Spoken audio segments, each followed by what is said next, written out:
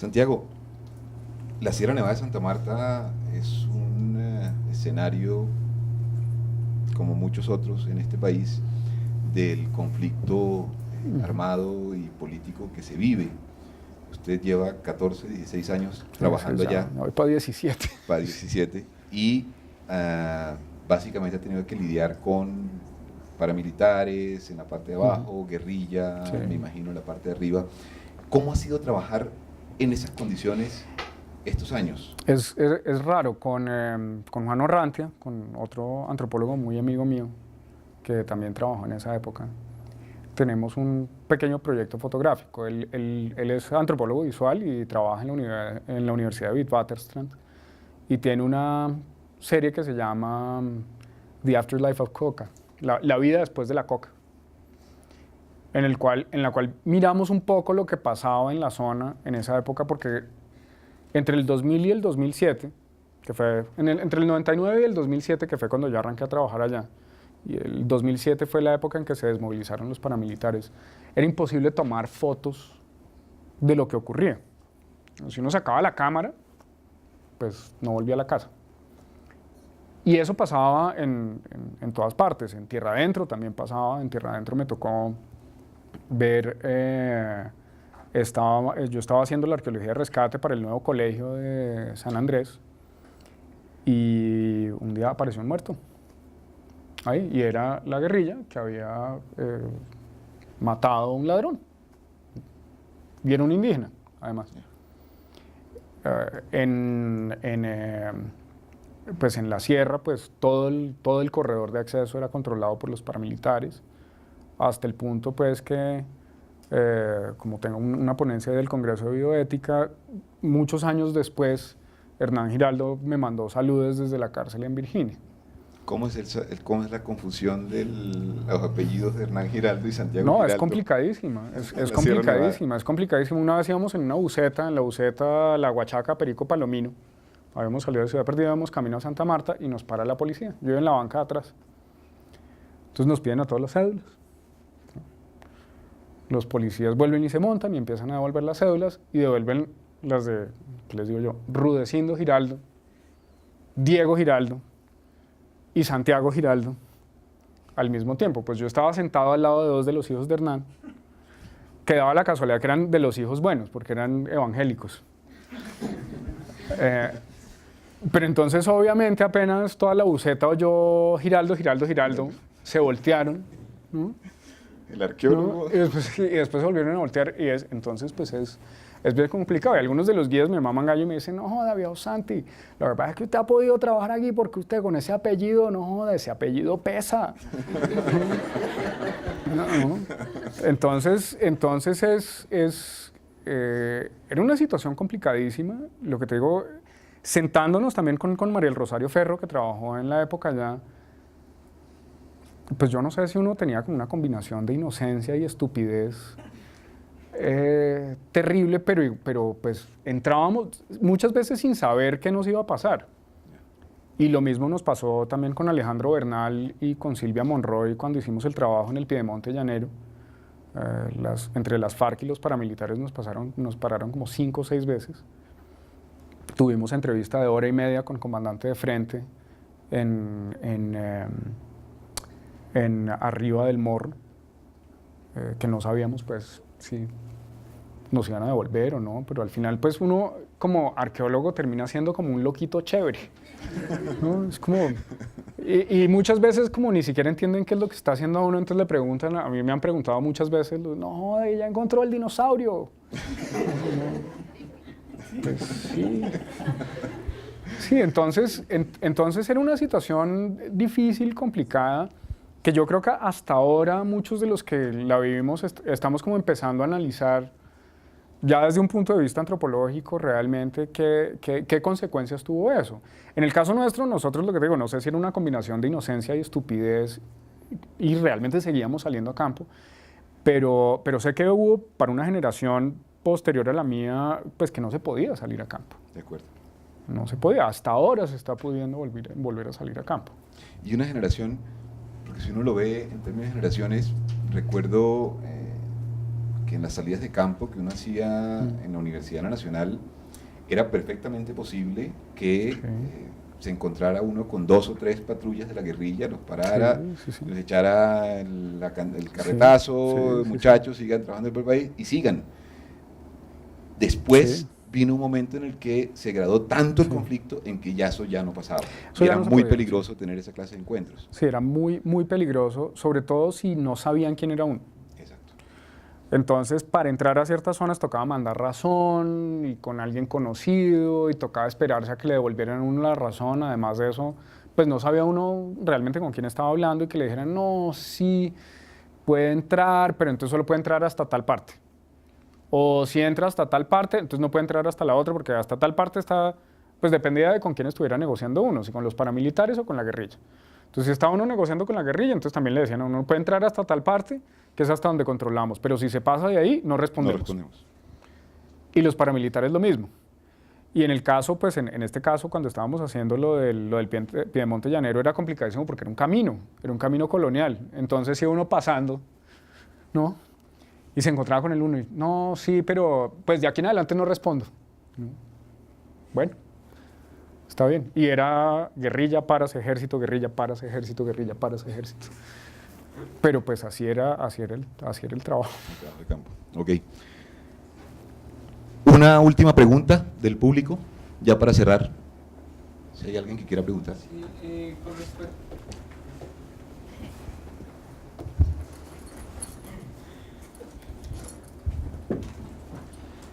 con respecto al tema de los caminos en el parque, pues lo último que yo hice fue lo del librito de vías, caminos y viajeros del 2000. De aquí en adelante, ¿qué más se ha hecho con los caminos del Parque Tayrona? ¿Del Parque Tayrona como tal o los caminos Tayrona en general? Pues si se ha hecho más allá, pues también. No, realmente no se ha hecho mucho más. Lo que hay es una autorización de mi parte en lo que tiene que ver con Pueblito y con Ciudad Perdida acerca de cuál es la razón por la cual se construyen de esa forma. Que estoy terminando de hacer toda la edición de la disertación ya en español para que salga el libro. Pero lo que se tiene es que hay una red inmensa de caminos que conecta todo con todo. Uno de los aspectos más interesantes es que dentro de los sitios Tayrona y cuando se camina por los caminos Tayrona, a uno siempre le dan opciones para moverse. Uno siempre tiene como bifurcaciones, estrellas de caminos, ¿vale? Entonces, ¿qué estamos encontrando? Es una de las cosas que estamos discutiendo últimamente, que parece ser que los sitios más importantes son los que son un nexo de caminos, desde los cuales usted puede salir para muchos lados. Mejor dicho, los que más conexiones tienen, como en Facebook, el que más likes tiene, ¿listo? O en Twitter, el que más seguidores tiene, literalmente, es un esquema de redes de nodos y radios.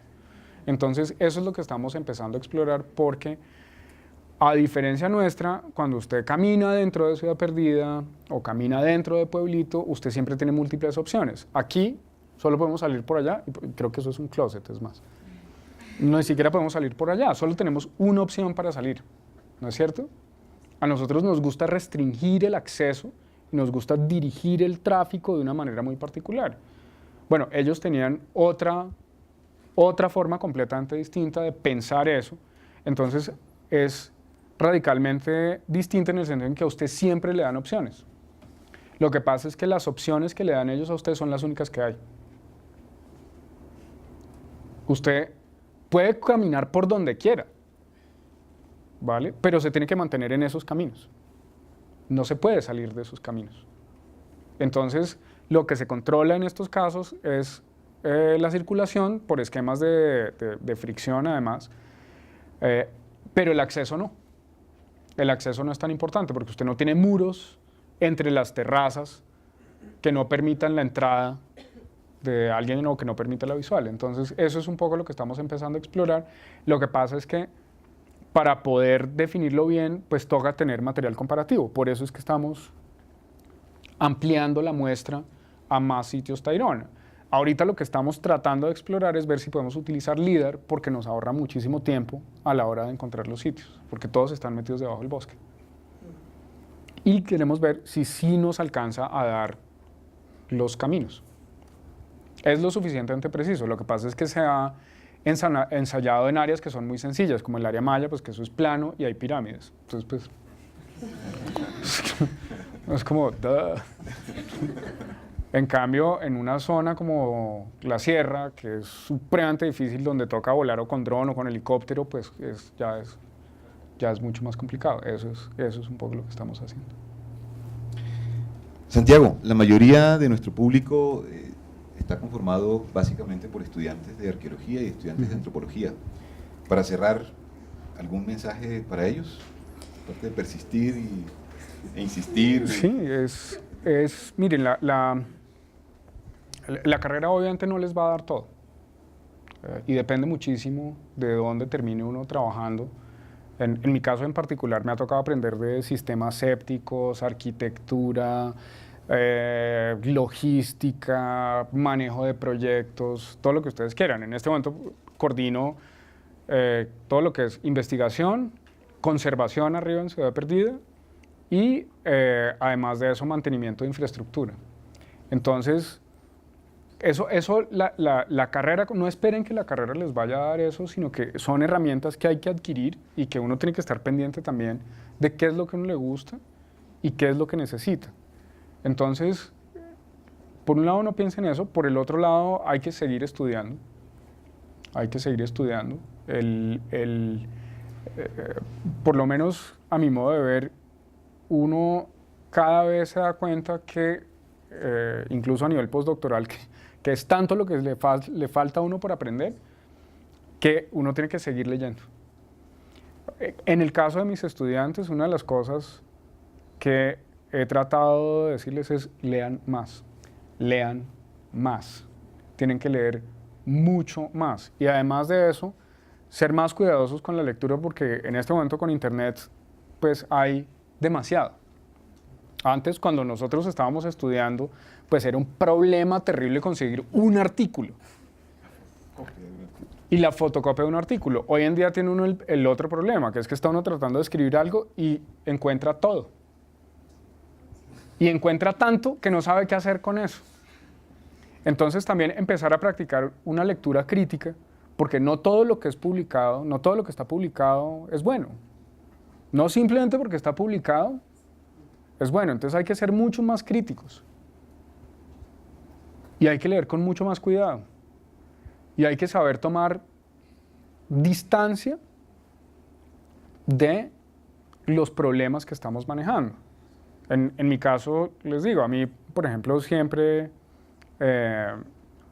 hay antropólogos que han decidido trabajar para las organizaciones indígenas, por ejemplo. Y eso también está bien. Pero a muchos de esos antropólogos les toma muchísimo trabajo tomar distancia y ser críticos incluso con la organización indígena con la que están trabajando, a pesar de que vean malos manejos.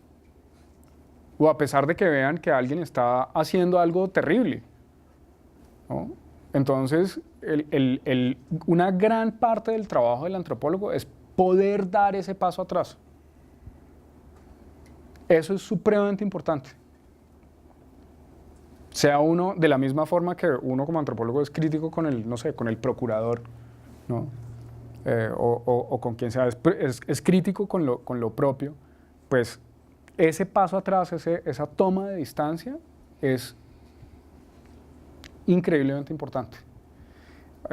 Y aparte de eso, pues en mi caso he tenido la dicha, la fortuna y el privilegio pues, de poder trabajar en sitios como Tierra Adentro y como Ciudad Perdida.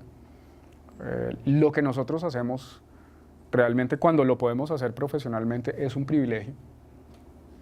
El porcentaje de la población humana en general que tiene la posibilidad de sentarse a tener este tipo de discusiones sobre por qué los seres humanos hacemos lo que hacemos, pues es muy poco. Entonces hay que tener eso en cuenta. Okay. Me dicen por acá que hay una última pregunta, Santiago. Claro. Bueno, pues no sé si me escuchan todos.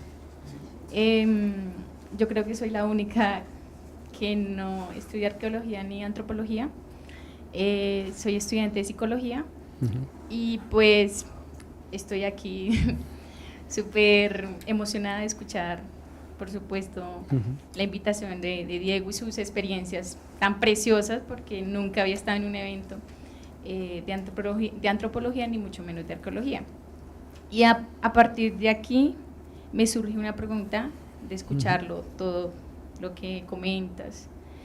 ¿Qué sentido de significado tiene para usted como profesional y como ser humano frente a estos nuevos hallazgos o, como tú le decías, excavaciones? ¿Qué sentido tiene, pues, estas cosas para ti? Para mí, por lo menos desde que fui por primera vez a una excavación a los 14 años, pues se me hizo que, aparte de tener una máquina del tiempo, pues era lo mejor que uno podía tener en la vida, que era poder ver,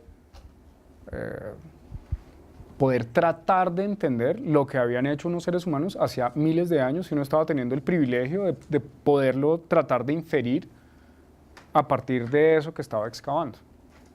Es una ventana única que, además de eso, nos permite decir y nos permite tomar distancia de lo que hay hoy en día, que nos dicen es que el mundo es así, y poder decir no, es que resulta que el mundo pues no siempre ha sido así, hay otras opciones, hay otras alternativas, hay otras formas de ser, y eso nos permite también ser críticos con la manera como vivimos. Nos permite, lo que les digo, tomar esa distancia. Y es el poder decir, mire, lo que yo estoy encontrando aquí en Ciudad Perdida es un esquema espacial completamente distinto al nuestro. Entonces, en mi caso, que yo estaba editando para arquitectos en la Javeriana, análisis espacial, les decía, la manera como ustedes piensan, el espacio, esto, ¿listo? Este diseño es simplemente una de las infinitas formas que tenemos los seres humanos para concebir, manipular, representar y crear los espacios sociales. Entonces, para mí lo que hace la arqueología es que te da la posibilidad de tomar algo y armar una historia, armarle una historia a un sitio como Ciudad Perdida, una narrativa. Al final del día nosotros somos unos cuentacuentos. Lo importante es ser un buen cuentacuento. Entre los seres humanos no hay nada más rico que los buenos cuenteros. Eso, al final del día, es lo que uno trata de hacer con estos sitios muy particulares, o siento yo, y si lo hace bien hecho, pues es otra fuente de sorpresas y de pensar distinto que nos ofrece la posibilidad de mirar algo o de inferir algo que estaba pues perdido.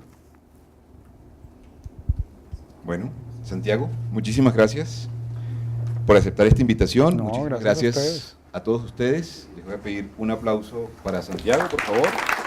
Gracias.